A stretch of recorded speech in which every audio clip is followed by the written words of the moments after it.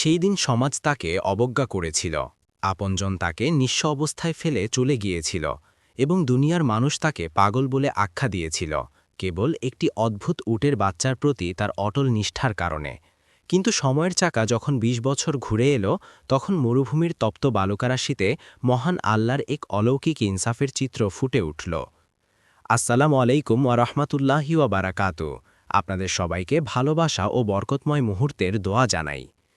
প্রাচীনকালের এক ধূসর প্রান্তরে মরুভূমির এক দূরবর্তী জনপদে, যার নাম ছিল আল কাহাফ, সেখানে মাটির তৈরি একটি জীর্ণ কুটিরে এক যুবক বাস করত, যার নাম ছিল আসিফ।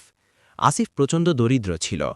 জাগতিক ধনসম্পদে তার হাত শূন্য থাকলেও তার হৃদয় ছিল অল্পে তুষ্টির এক বিশাল ঐশ্বর্য। তার চাষাবাদ করার মতো এক চিলতে জমিও ছিল না। সে কখনো মরু অরণ্য থেকে কাঠ সংগ্রহ করে, আবার কখনো বাজারে সওদাগরদের মালপত্র বহন করে কোনোমতে দিনাতিপাত করত। হাড় ভাঙা খাটুনি খেটে সে তার স্ত্রী জোহরা এবং ২ ছোট সন্তানের জন্য কয়েক টুকরো শুকনো রুটি জোগাড় করত, যাতে ক্ষুধার তীব্র জ্বালা কিছুটা মেটানো যায়। এত অভাবের মাঝেও আল কাহাফের মানুষ তাকে আসিফ আস সাদিক বলে ডাকত, কারণ তার কাছে গুচ্ছিত আমানত কখনো ক্ষুণ্ণ হতো না এবং জীবনের চরম সংকটেও সে কখনো মিথ্যার আশ্রয় নিত না। এমনকি সে সততার এক জীবন্ত মূর্তিতে পরিণত হয়েছিল। একদিন প্রচণ্ড দাবদাহের দুপুরে, যখন সূর্য আকাশ থেকে আগুনের লিলিহান শিখা বর্ষণ করছিল এবং খেজুর গাছগুলো উত্তাপে ঝিমুচ্ছিল, তখন গ্রামের গলিগুলো ছিল জনমানবহীন। আসিফ তার জীর্ণ ঘরের দেয়ালের স্বল্প ছায়ায় বসে একটি পুরনো চটি মেরামত করছিল এবং তার ঘরমাক্ত ললাট বার মুছছিল। হঠাৎ সেই নিস্তব্ধতা ভেঙে দিয়ে ঘোড়ার খুরের তীক্ষ্ণ আওয়াজ মরুভূমির তপ্ত বাতাস চিরে দিল। আসিফ মাথা তুলে দেখল, ধুলোর এক বিশাল কুণ্ডলী দ্রুত তার দিকে ধেয়ে আসছে। কিছুক্ষণ পর সেই ধুলো থেকে এক ধনাঢ্য ব্যক্তি বেরিয়ে এলো, যাকে দেখে খুব প্রভাবশালী মনে হচ্ছিল। সে এক অতি উন্নতমানের ঘোড়ায় সাওয়ার ছিল এবং তার পেছনে একটি উটনি বাঁধা ছিল। সেই উটনির পাশে একটি ছোট উটের বাচ্চা ক্লান্তিতে ধুঁকতে পথ চলছিল, যার নবীন পায়ে তখনও দীর্ঘ পথ চলার শক্তি জন্মায়নি। ওই সওদাগর খুব তাড়াহুড়োর মধ্যে ছিল, যেন কোনো অদৃশ্য বিপদ তার পিছু ধাওয়া করছে, অথবা সে সময়ের সাথে এক অসম প্রতিযোগিতায় নেমেছে। সে দরিদ্র আসিফের ঘরের সামনে এসে থামল এবং আসিফের চেহারায় সততার ছাপ দেখে ঘোড়া থেকে লাফিয়ে নামল। তার সারা শরীর ঘামে ভিজে গিয়েছিল। সে হাঁপাতে অত্যন্ত বিনয়ের সাথে বলল, হে ভাই, আসসালামু আলাইকুম। আমি গ্রামবাসীদের কাছে তোমার খোঁজ পেয়েছি এবং তারা বলেছে এই ঘরে এমন এক নির্লোভ মানুষ বাস করে যে কখনো আমানতের খেয়ানত করে না। আমি একজন মুসাফির, আমার ব্যবসায়ী কাফেলা আমার থেকে একদিনের পথ এগিয়ে গেছে।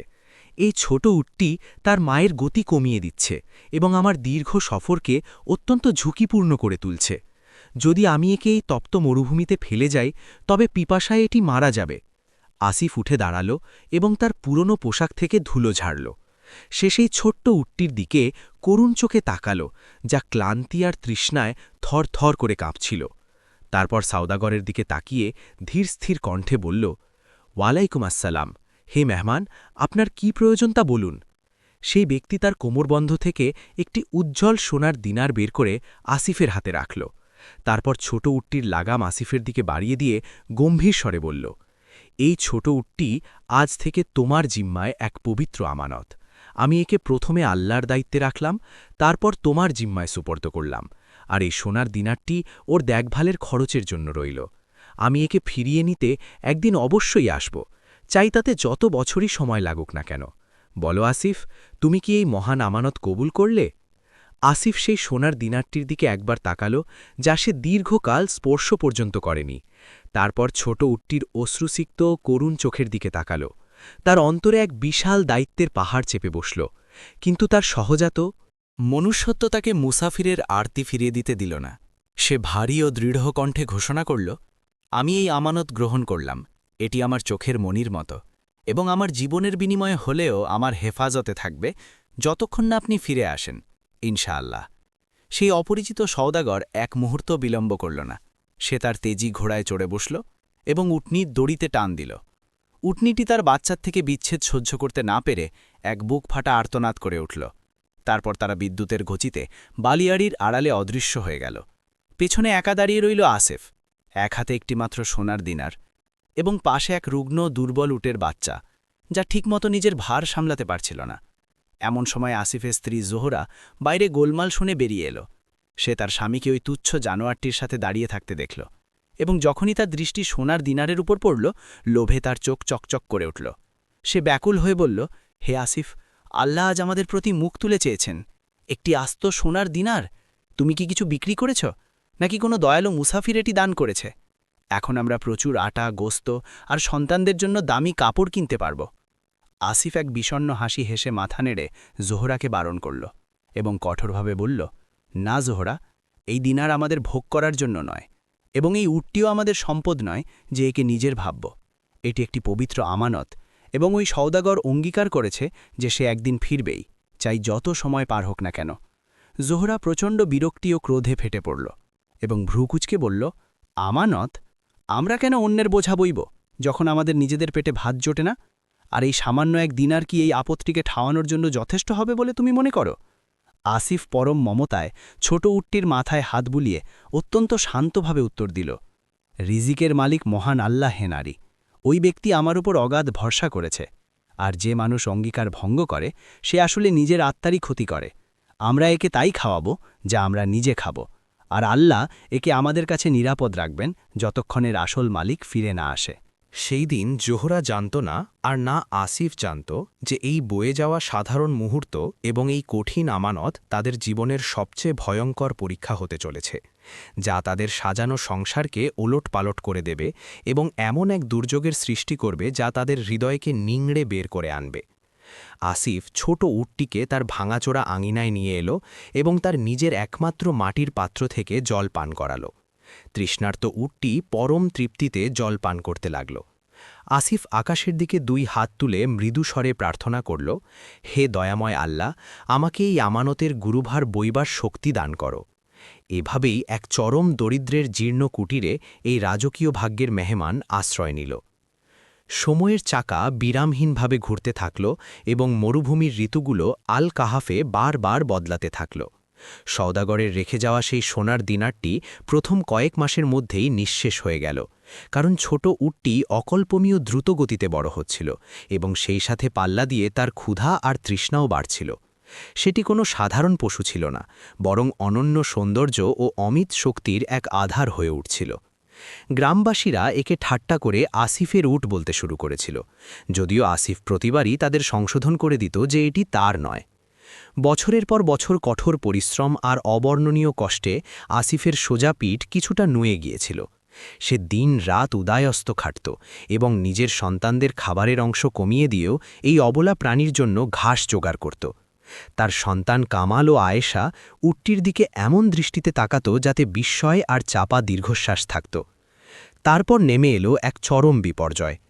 এমন এক অভিশপ্ত বছর এলো যখন আকাশ তার এক ফোঁটা জলও জামিনে দিল না। কুয়োগুলো একে একে শুকিয়ে গেল এবং ছায়া দানকারী খেজুর গাছগুলো ফ্যাকাশে হয়ে মরে যেতে থাকল। বাজারে দোকানগুলো থেকে খাদ্যশস্য উধাও হয়ে গেল। এই মৃত্যুর মিছিলের মাঝে পুরো গ্রামে কেবল একটি প্রাণী অত্যন্ত হৃষ্টপুষ্ট ও তেজস্বী দেখাচ্ছিল, আর সেটি হল সেই আমানতের উট। আসিফ প্রচণ্ড তপ্ত রোদে মাইলের পর মাইল পথ পাড়ি দিত যাতে কিছু শুকনো খড় সংগ্রহ করা যায়। সে নিজে ক্ষুধার জ্বালায় অস্থির থাকত, কিন্তু উটটিকে অভুক্ত রাখত না। আসিফের মুখগহ্বর বসে গেল, হাড় বেরিয়ে এলো, অথচ উটটি দিন দিন আরও বলিষ্ঠ হতে থাকল, যা গ্রামবাসীর মনে চরম ক্ষোভের জন্ম দিল। গ্রামের মানুষের কানাঘুষা এখন সরাসরি বিদ্রোহে রূপ নিল। একদিন গ্রামের প্রভাবশালী কিছু লোক আসিফের কুটিরের সামনে এসে ভিড় জমাল। তাদের নেতৃত্বে ছিল বদর। আসিফ অনাহারে কাঁপতে কাঁপতে দরজার ফ্রেম ধরে বাইরে বেরিয়ে এলো। বদর অত্যন্ত কর্কশ্বরে চিৎকার করে বলল, হে আসিফ, এই উন্মাদনা তুমি আর কতকাল চালিয়ে যাবে? আমরা এখানে সপরিবারে না খেয়ে মরছি, আর তুমি এই জানোয়ারটিকে এমনভাবে লালন করছো যেন এটি কোনো সুলতান। তোমার নিজের সন্তানদের দিকে চেয়ে দেখো, তারা তো জ্যান্ত কঙ্কাল হয়ে গেছে। এই উটটি আমাদের কাছে বিক্রি করে দাও, হে মূর্খ লোক, বিক্রি করো, যাতে আমরা এর মাংস খেয়ে জীবন বাঁচাতে পারি। এর বিনিময়ে আমরা তোমাকে অনেক ধন সম্পদ দেব। আসিফ দুর্বল শরীরে মাথা নাড়ল, কিন্তু তার চোখের দৃষ্টি ছিল অটল। সে বলল, হে গ্রামবাসী, এই উট আমার ব্যক্তিগত সম্পত্তি নয়, এটি একটি পবিত্র আমানত। আমি কি পরকাল হারিয়ে হারাম ভক্ষণ করব? আসিফ দৃঢ় কণ্ঠে প্রত্যুত্তর দিল, আল্লাহর কাছে কোনো কিছুই হারিয়ে যায় না। আমি তার নামে শপথ করেছি যে একে ততক্ষণ আগলে রাখব যতক্ষণ মালিক নিজে না আসে। লোকেরা রাগে গড়গড় করতে করতে ফিরে গেল এবং বলতে লাগল যে আসিফের উপর পাগলামি জেকে বসেছে। আসিফ যখন ঘরে ফিরল তখন তার স্ত্রী জোহরা কামাল ও আয়শাকে বুকে জড়িয়ে ফুপিয়ে কাঁদছিল। জোহরা মাথা তুলল, তার চোখ দুটো কান্নায় টকটকে লাল হয়ে গিয়েছিল। সে ভাঙা গলায় বলল, আমি বাইরের সব কথা শুনেছি আসিফ, ওই মানুষগুলো এক বিন্দুও ভুল বলেনি। আসিফ অপরাধবোধে মাথা নিচু করে বলল, হে জোহরা, আমার উপর আর মানসিক যন্ত্রণা দিও না। তুমি তো জানো আমি আল্লাহকে কতটা ভয় পাই। জোহরা চিৎকার করে কেঁদে উঠে নিজের বুক চাপড়াতে লাগল এবং বলল, তুমি আল্লাহকে ভয় পাও কেবল একটি পশুর ক্ষেত্রে, অথচ তোমার নিজ পরিবারের ক্ষেত্রে তোমার মনে কোনো খোদাভীতি নেই। আজই উটটি বিক্রি করো, নতুবা জবাই করো, অন্যথায় আজ থেকে তুমি আমার কেউ নাও। জোহরার প্রতিটি শব্দ আসিফের হৃদয়ে তপ্ত সীসার মতো বিঁধতে থাকল। আসিফ টলটলে টলে টলে উঠে দাঁড়াল, তার চোখ প্লাবিত হল। সে উটটির কাছে গিয়ে তার গলা জড়িয়ে ধরে শিশুর মতো ডুকরে কেঁদে উঠল এবং প্রার্থনা করল, হে আমার পালনকর্তা, আমাকে এই সংকট থেকে উদ্ধারের পথ দেখাও। সেই রাতে আসিফ এক কঠিন সিদ্ধান্ত নিল। সে তার ভাগে পাওয়া একমাত্র রুটিটিকে 2 ভাগে কাটল। বড় অংশটি তার স্ত্রী ও সন্তানদের পাদের পাশে রেখে দিল, আর নিজের ছোট অংশটি খড়ের সাথে মিশিয়ে উটটির সামনে ধরল। কিন্তু বিস্ময়করভাবে উটটি তা খেল না, বরং আসিফের কাঁধে তার মুখ রাখল। আসিফ তখন বিশ্বাসের অগ্নি পরীক্ষায় দগ্ধ হচ্ছিল। সে কল্পনাও করতে পারেনি যে পরদিন সকাল তার জন্য কত বড় বিচ্ছেদের বার্তা নিয়ে আসবে। পরদিন সকালে আসিফ জেগে দেখল জোহরা তার কাপড় চোপড় একটি পোটলায় বাঁধছে। আসিফ আতঙ্কিত হয়ে ধপ করে বসে পড়ল এবং কাঁপতে কাঁপতে জিজ্ঞেস করল, কোথায় যাচ্ছ জোহরা? জোহরা ভাবলেশহীন চোখে আসিফের দিকে তাকিয়ে শীতল কণ্ঠে বলল, আমার পিতৃগৃহ অথবা এমন কোনো লোকালয়ে যেখানে এই উটের ছায়া নেই। স্বামী তার পরিবারকে রক্ষা করে, কিন্তু তুমি আমাদের তিলে তিলে মেরে এক অচেনা জানোয়ারের সেবা করছ। আমার ধৈর্যের বাঁধ আজ ভেঙে গেছে। সে ঘর থেকে বেরিয়ে গেল এবং আসিফ পাথর হয়ে সেখানে বসে রইল। অসহায় কামাল ও আয়েশা ঘুম ভেঙে মা মা বলে হাহাকার করতে লাগল। সেই মুহূর্ত থেকে আসিফ সন্তানদের জন্য মা এবং বাবা উভয় সত্তায় নিজেকে বিলীন করে দিল। সে কাক ভরে উঠে সন্তানদের ঘরে তালাবদ্ধ করে কাজ খুঁজতে বের করত। পুরো আল কাহাফের মানুষ তাকে দেখে উপহাস করত।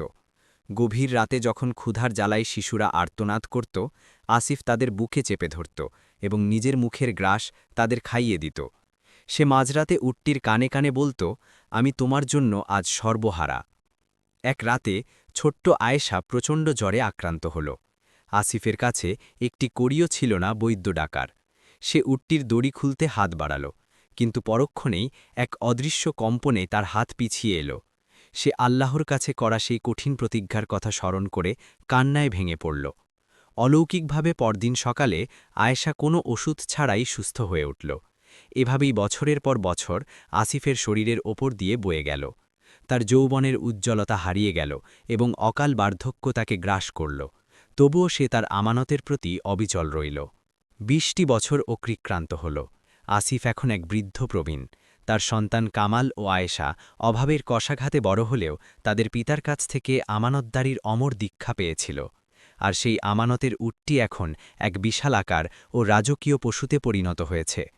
20 বছর পর এক সোনালি সকালে যখন আসিফ তার জীর্ণ উঠানে বসে উটটিকে যত্ন করছিল, হঠাৎ দিগন্তে ধুলোর ঝড় উঠল। এক সুসজ্জিত কাফেলা আসিফের জীর্ণ কুটিরের সামনে এসে দাঁড়িয়ে গেল। গ্রামবাসীর ঊর্ধ্বশ্বাসে ভাবতে লাগল, এই মহান মেহমান এই হতদরিদ্রের কাছে কি চায়।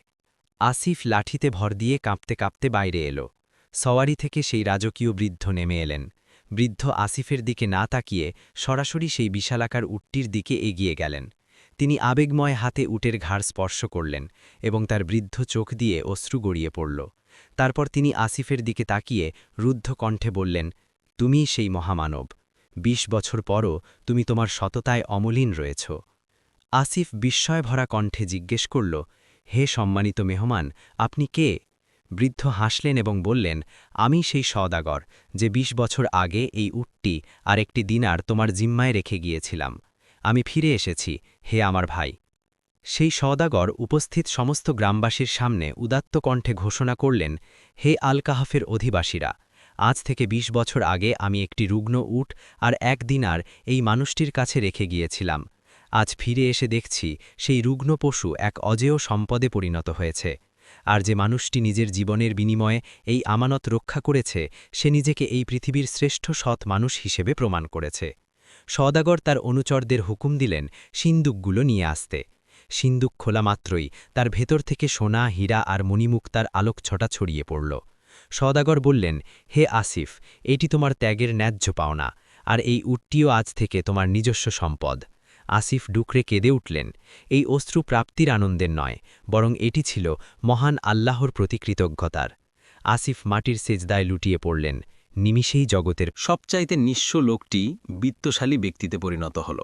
এই সাফল্যের সংবাদ যখন আসিফের প্রাক্তন স্ত্রী জোহরার কানে পৌঁছাল, তখন সে চরম দারিদ্র্য আর অনুশোচনায় দিন কাটাচ্ছিল। সে মনে মনে ভাবল, আসিফ নিশ্চয়ই তাকে ক্ষমা করে দেবে। সে আসিফের সেই প্রাসাদের সামনে হাজির হল। সে দেখল কামাল এখন এক তেজি ঘোড়ায় চড়ে প্রাসাদ তদারকি করছে, আর আয়েশা রাজকন্যার মতো সেজে দুঃখী মানুষকে অন্ন বিলিয়ে দিচ্ছে। জোহরা আসিফের সামনে গিয়ে দাঁড়িয়ে কাঁদতে শুরু করল এবং নিজের কৃতকর্মের জন্য ক্ষমা চাইল। আসিফ তাকে দেখে কোনো ক্রোধ প্রকাশ করল না, বরং শান্তভাবে বলল, হে জোহরা, আমি তোমাকে আল্লাহর সন্তুষ্টির জন্য অনেক আগেই ক্ষমা করে দিয়েছি, কিন্তু আমাদের হৃদয়ে এখন তোমার জন্য আর কোনো ঠাঁই অবশিষ্ট নেই। আমানত কেবল এই উটটি ছিল না, আমানত ছিল এই সংসার, এই নিষ্পাপ সন্তান আর আমাদের পারস্পরিক বিশ্বাস। তুমি বিপদের চরম মুহূর্তে আমাদের ফেলে চলে গিয়েছিলে। যে ঝড়ের রাতে নিজের তরি ছেড়ে পালিয়ে যায়, সমুদ্র শান্ত হলে সেই তরিতে চড়ার অধিকার সে চিরতরে হারিয়ে ফেলে। আসিফ তার প্রধান ভৃত্যকে আদেশ দিল জোহরাকে ভরণপোষণের জন্য পর্যাপ্ত ধনসম্পদ দিয়ে বিদায় করে দিতে। জোহরা ২ হাত ভর্তি সম্পদ নিয়েও হৃদয়ে এক আকাশ সমান হাহাকার আর অনুশোচনা নিয়ে ফিরে গেল।